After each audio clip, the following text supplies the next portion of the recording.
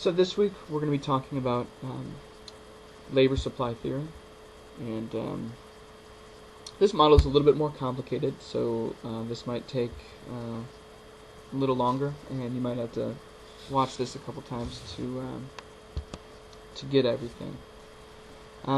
First, let's just talk about what we observe about how many hours of work people are willing to supply to the labor force.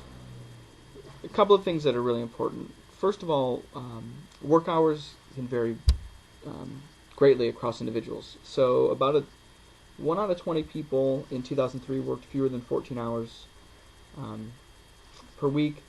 7.6% worked 60 hours or more per week. So we have a very huge range from 14 or fewer hours per week to greater than 60.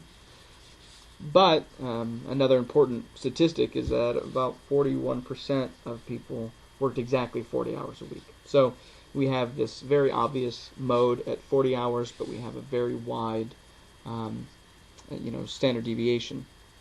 I also want to point out that it's definitely reasonable to look at 2003 numbers rather than current numbers, because we know that current numbers today are going to be affected by the recession that we just went through and the lingering unemployment, and so they wouldn't really necessarily be telling us a story about what it is individuals are willing to do. In 2003, however, the economy was basically at getting pretty close to full employment, so these numbers are pretty meaningful. It's important to note that even in 2003, part-time workers accounted for less than a quarter of all workers. Again, today that number's probably a little higher, but not because people want to be working part-time. So here's the way that our basic model works. An individual has a choice to make about what to do with their time.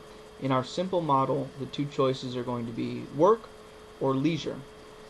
We're going to assume, you've got 168 hours in a week. We're going to assume you need 68 of those hours, or a little less than 10 hours a day for sleeping and eating. So just to make things real easy to look at, we're going to say 100 hours. But of course you could adjust this however you wanted. If your two choices are work or leisure, then understand that our definition of leisure is a pretty broad one. It's any activity that's not work is leisure in this model. So this means that non-paid work is being counted as leisure here, work around the house and so on. In other models, you can add different types of work and different types of leisure. We're just going to keep things simple. So that means that the amount of time that somebody spends working is going to be 100 hours minus however much time they spend in leisure. So making a choice about one implies a choice about the other. So we don't have two separate decisions to make. You're just one. We're going to assume that leisure is a normal good. You'll recall from your principles of microeconomics that a normal good is a good that you want more of when your income increases. So this means that as you become wealthier and wealthier, you are going to choose more leisure because it's a normal good. Okay, or that we'll get to that a little bit later, how that really comes into play. But also working provides income which you use to buy other normal goods. So not only is leisure normal, that you want more of it when you become richer, but so is everything else that you buy. And so we're going to obviously face a trade-off here between taking time and leisure and having the money to buy other things that you also like. So we're going to set this up with a diagram. Two axes, on one of them income per week, and on another one hours of leisure per week. So notice that this is a measure of leisure, this is a measure of income. Those are our two goods, right? Leisure is a good, and the stuff you buy with income is a good. We'll use Y for income. Later we'll use H for hours of work, okay, which means that that's 1 minus the number of hours of leisure. Oh, I'm sorry, 100 minus that. So here we have three possible combinations just to talk a little bit about how this would work. A represents a certain combination of income and leisure, B represents a different combination, and C represents a third. Because income and leisure are both normal goods, really because they're both goods, we know that C must be the best of all three of these points, right? Because it involves more leisure and more income. B is not as good as C, but it's strictly better than A, and A must be the worst of these points because it involves the least income and the least leisure. So obviously we can see that going in this sort of northeasterly direction implies more utility for the worker. They're just strictly better off if they get more leisure or more income or more of both. We can also talk about points that are just as good as some of these points. Let's get rid of B and C for a second here and just look at point A. We can imagine another point like point D here that is just as good for the worker. In other words, we could say that the worker might be indifferent between 2 points D and A. A provides a little bit more leisure but with less income, and D provides a little bit more income but with less leisure. Obviously, if there are 2 points between which a worker is indifferent, one has to contain more of one and less of the other. Otherwise, it wouldn't be a situation of being indifferent. One would be strictly better, as was the case with A, B, and C. But if there are 2 points that are indifferent, that the worker is indifferent between, they could be arranged like D and A. Here, this worker is willing, when moving from A to D, to trade away 10 hours of leisure in exchange for $100 more income per week. And so there's something to be said there about the value of the leisure to this person.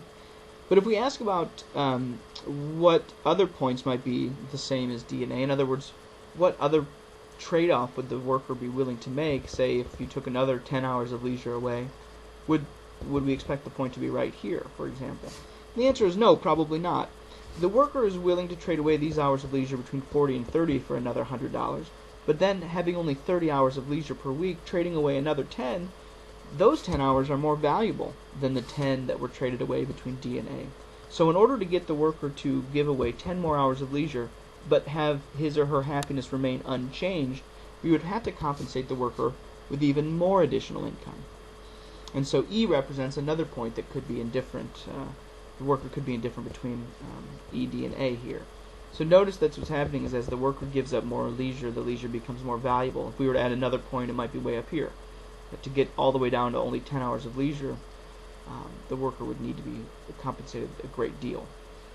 This is the logic behind, the reason that you require double time or something like this to work on the weekends, or triple time on holidays, right? Because this leisure time is more valuable, and the more of that leisure time that gets taken away, the more you need to be compensated. So we could connect all of the points D, E, and A, and any of them that we haven't drawn, with this curve. This curve is called an indifference curve, and it's called an indifference curve because the worker is indifferent between all of the points on this curve. So every single combination represented on this line here provide the same amount of utility as every other point. So the points that we didn't draw still, even the ones down here, represent the same amount of happiness as does this or this or this. So there's an indifference curve that passes through A, and likewise there are indifference curves that pass through B and C. And we label them according to how much utility they provide. Obviously, C was the better point of A, B, and C, so all of these points that are the same as C must be better than all of these points that are the same as B, and all of these points that are the same as A. So indifference curve I3 here represents a higher level of utility than does I2. So indifference curve analysis was covered, I think, in your Principles of Micro class, depending on who taught it. The real key here is that every point on one indifference curve is the same as every other point, but as you go to higher and higher indifference curves, they represent higher levels of utility. Let's just look at the indifference curves by themselves and talk about some of their properties. In general, indifference curves always have a negative slope. This is because if you're indifferent between two combinations of goods, it must be that one has more of one and less of the other. If you had a positively sloped indifference curve, that would imply that having more of both left you no better or worse off, and that doesn't make sense.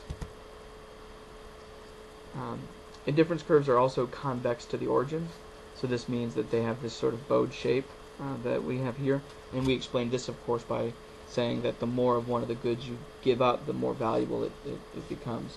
Or the other way to say that is the more of one of the goods you have, the less valuable it becomes.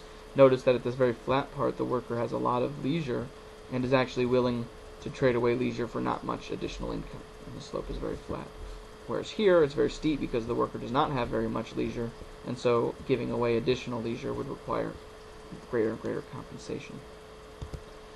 Third property of indifference curves is that they're everywhere. And I've drawn 3 here, passing through A, B, and C, but every single point in this space lies on an indifference curve. And so if I drew all of them, it would be a thick cloud of these things, and they would cover every point.